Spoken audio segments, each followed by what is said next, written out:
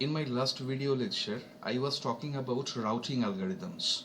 I told you that routing algorithms are classified into two categories. One is non-adaptive or static algorithm, another is adaptive or dynamic algorithm.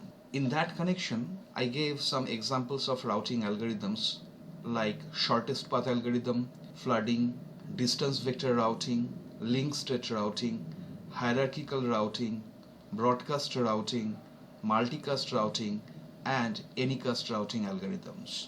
In static routing algorithm, before starting the transmission of data packets, the path has to be formed from source to destination. Three different types of algorithms are there in this category. One is a shortest path algorithm, which is also known as Dijkstra's algorithm, then flooding and flow-based routing. So in this shortest path algorithm, what happens? The shortest path between source and destination is selected. So it finds the shortest path between a given pair of routers. The cost of link between two nodes may be a function of the distance or bandwidth or average traffic between the nodes, or communication cost or delay, etc. So the shortest path is selected in this. Now I'll show you Dijkstra's algorithm in this regard. Some examples, let's see. We know that graphs are of two types. One is weighted graph, another is non-weighted graph. Dijkstra's algorithm is applicable in case of weighted graph. Now let's see one example.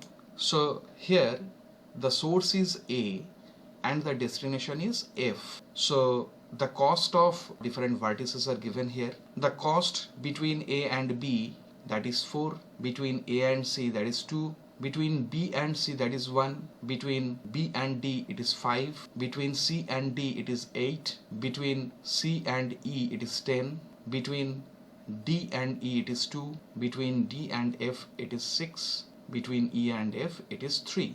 Now we have to find out the shortest path. So here already it is identified that A is source and F is destination. That means A will send some data packets to F. Now which way the path will be the shortest? Let's see that. According to Dijkstra's algorithm, what we need to do, the cost from A to A is 0 because this is our starting point or source, and the other costs we don't know, therefore all will be replaced with infinity. So the cost of A to A, that is our starting point or source, it is 0, and the cost of other nodes which are not known to us right now, they are infinity. So here I have mentioned that the cost is infinity. In each node the cost is infinity. Now you see from A to A it is 0, already I have mentioned that one. AB is 4 and AC is 2. So the shortest one will be selected, so AC will be selected. After that ACB, as we started from A, so ACB is what, 3, and ACD, that is 2 plus 8, 10, and ACE, that is 12. So ACB is selected. After that ACBD is 2 plus 1, 3 plus 5, 8, and C is already visited, so ACBD will be selected. After that ACBDF, that will be 2 plus 1, 3, 3 plus 5, 8, 8 plus 6, 14, and ACBDE, that will be 2 plus 1, 3, 3 plus 5, 8, 8 plus 2, 10. Therefore ACBDE will be selected. After that, as D is already visited, A, C, B, D, E and F, that will be 2 plus 1, 3, 3 plus 5, 8, 8 plus 2, 10, 10 plus 3 is 13. So that will be selected. So this is our shortest path. Now let's see A, C, B, D, E, F. This is the shortest path. And what is the cost of this shortest path? 2 plus 1, 3, 3 plus 5, 8, 8 plus 2, 10, 10 plus 3, 13. So the cost of the shortest path here is 13. Let's see another example.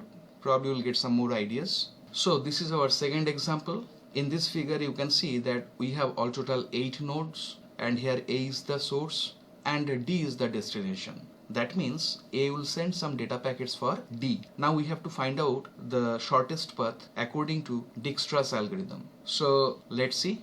A is the starting point, so the cost of A to A is 0 and others will be replaced with infinity. Already in our previous example you have seen that one.